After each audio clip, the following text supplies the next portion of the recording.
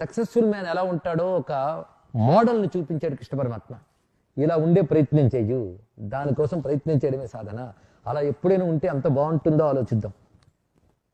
ఎలా ఉంటాడు అంటే ఆ మహానుభావుడు దుఃఖేష్వనుద్విగ్నమనా సుఖేషు విగత స్పృహ వీత రాగ భయ క్రోధ స్థితధీర్మునిరుచ్యతే.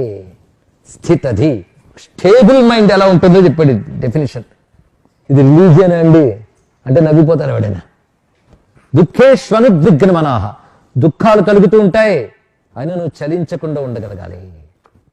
సుఖేషు విగత స్పృహ, సుఖాలు వస్తాయి అప్పుడు మిడిసి పడిపోకుండా ఉండాలి. తెలుసుకో ఇక్కడ వీత రాగ భయ క్రోధ, ఒకదానితో తీవ్రమైన అటాచ్మెంట్ వల్ల ఒక మోహం ఏర్పడుతుంది, దాంతో చేయరాని పాపాలు చేస్తాం.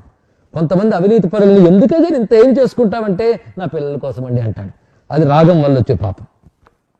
వీత రాగ భయ క్రోధ, రాగం లేదు భయం లేదు క్రోధం లేదు, అటువంటి వాడిని స్థితధీర్మునిరుచ్యతే, వాడిని గొప్పవాడు అంటాడు. ఇంకోటి చోటు చెప్తారు కృష్ణుడు, ఎవరి వల్ల సమాజానికి భయం ఉండదో, ఎవడికి సమాజం వల్ల భయం ఉండదో వాడు యోగి అన్నాడు. ఎంత గొప్ప మాట అండి ఇక్కడ.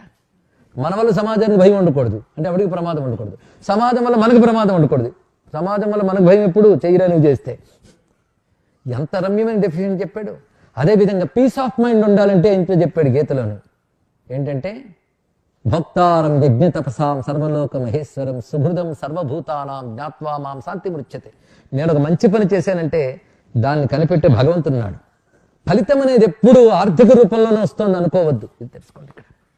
ఫలితం మనశ్శాంతి రూపంలో రావచ్చు, ఆరోగ్యం రూపంలో రావచ్చు, తృప్తికరమైన జీవితంతో రావచ్చు.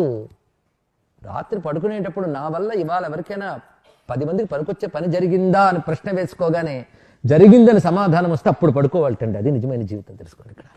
నీ ఎగ్జిస్టెన్స్ వల్ల ఎంతమందికి నువ్వు మేలు చేయగలిగావు ఆలోచించు ఇక్కడ. ఆ మేలు అనేది జ్ఞానదానంతో కావచ్చు, ఇంకో విధంగా కావచ్చు, సమాజం పట్ల ఆ తృప్తి కావాలి. మరొకటి ఎప్పుడు గమనించుకోవాల్సింది ఏంటంటే సుహృదం సర్వభూతానాం జ్ఞాత్వా మాం శాంతి మృచ్యతి. ఎవడు పీస్ఫుల్గా ఉంటాడో భగవంతుడు చెప్తున్నాడు, నేను అందరికీ స్నేహితుడిని ఎవడు తెలుసుకుంటాడో వాడు శాంతిగా ఉంటాడు. గొప్ప మాట చెప్పాడండి. ఈ మాట జాగ్రత్తగా విన్నారా? నన్ను స్నేహితుడిగా ఎవడు చేసుకుంటాడో వాడు శాంతిగా ఉంటాడు అని చెప్పలేదు ఆయన. నేను స్నేహితుడిని ఎవడు తెలుసుకుంటాడో వాడు శాంతిగా ఉన్నాడు అన్నాడు. రమ్యమైన మాట. అంటే ఆయన ఎప్పుడు స్నేహితుడే, మనం తెలుసుకోలేకపోతున్నాం. అంటే భగవంతుడు ఎప్పుడూ మనకి మంచి చేసేవాడే, మనకెప్పుడు అవకాశాలు ఇస్తూనే ఉంటాడు. నీకు ఇంకా ఒక రోజు ఆయువు ఉందంటే నువ్వు బాగుపడడానికి ఇంకా ఒక రోజు అవకాశం ఇచ్చాడు భగవంతుడిని. అర్థం చేసుకోండి ఇక్కడ.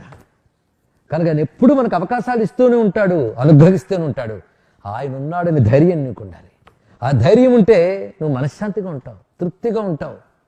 కనుక ధర్మం పాటించేవాడు, దైవాన్ని విశ్వసించేవాడు ఎప్పుడు భయం లేకుండానే ఉంటాడు. అలాంటి నిర్భయంగా బ్రతకగలిగే జీవితమే విజయవంతమైన జీవితం.